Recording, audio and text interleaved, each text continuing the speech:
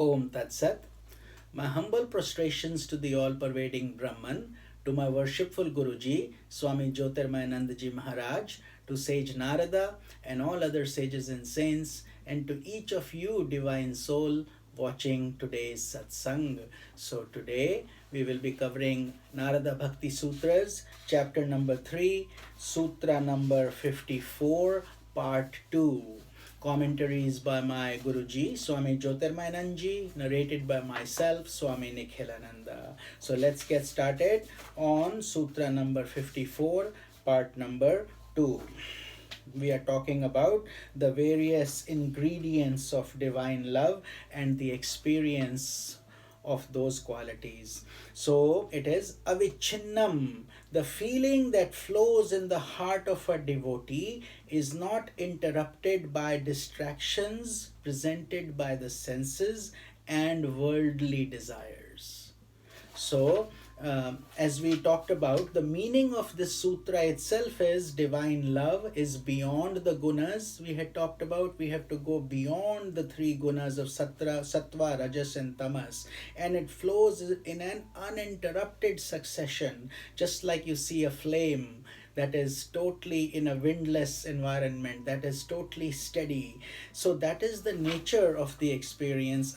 Avichinnam is the feeling that flows and it is not interrupted by the senses and worldly desires, because what do the senses normally do? They get agitated, they want to go here, there, and they want worldly things. So the feeling of divine love, though, feels like you're pouring oil from one container to the other, so all your attention is in that act. Or like when you're trying to thread a needle, you're totally focused. You cannot be doing multiple things when you're trying to do those things. Similarly, the worldly feeling, on the other hand, is subject to numerous distractions. So when we are doing acts like meditation, divine love, our thought is to become thoughtless. That's what we are trying to do, to find that peace.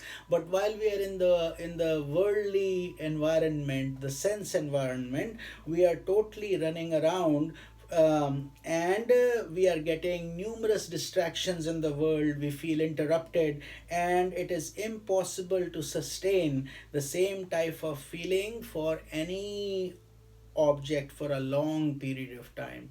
Whereas in avichinnam, whereas that is the state we need to get to.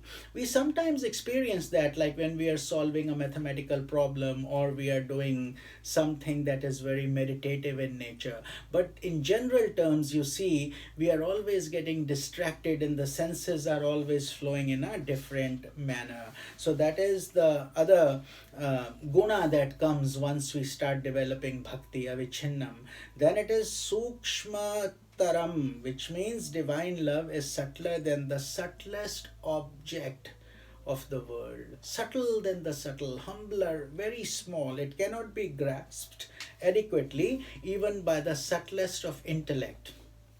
Because we are talking about divine love, it has to be experienced. Just like the feelings of a mother when she caresses the baby, how can you measure that in any terms? It's the heart that is sharing that love. Same thing happens in divine love also. However, it spontaneously reveals itself in the purified mind. So when the mind is more and more purified, as if the clouds have moved away, the moon shines. But till that point, we are still doing our sadhana and practice. So, and the final quality here is anubhava arupam. Divine love is not an object of experience, but it is of the nature of experience itself. So, in this experience, the illusion of the world is removed. The veil of Maya, which is the cosmic illusion that keeps us in the three gunas of sattva, rajas and tamas, is destroyed, and the erroneous sense of separation from divinity is removed.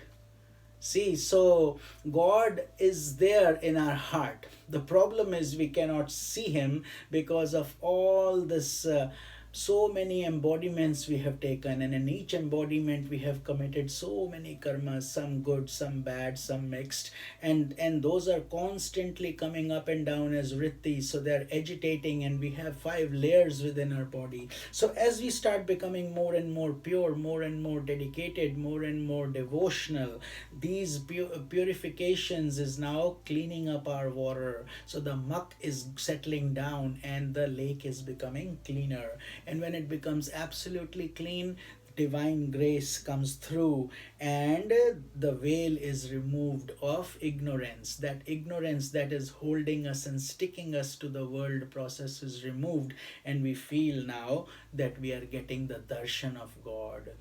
So, and then one discovers himself to be a pragyanashana, the mass of consciousness. Pragya is consciousness, and that is what we are after. See, it's the consciousness that makes us walk, talk, move, eat, do whatever, because the minute that consciousness exits, none of these other senses have any power. So that innermost self is our divine love. So this was a very deep, very profound sutra. That's why we covered it in 2 parts, and each of these qualifications we have to introspect upon and try to attain those. But we cannot be in a rush. This has to be enjoyed, like eating your favorite dessert or your favorite food. You don't rush it, you just enjoy the nectar.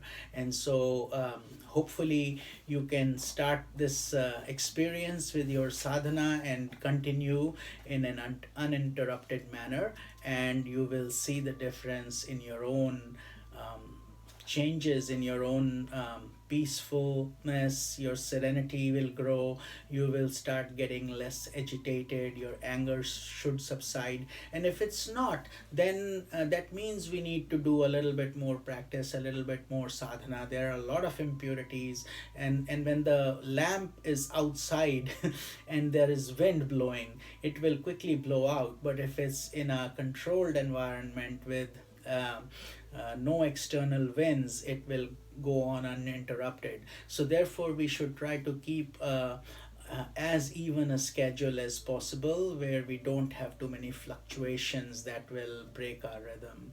And hope this all makes sense to you. Hope you're enjoying these sutras, and we will continue the journey. This is Swami Nikhilananda. Om Tat Sat.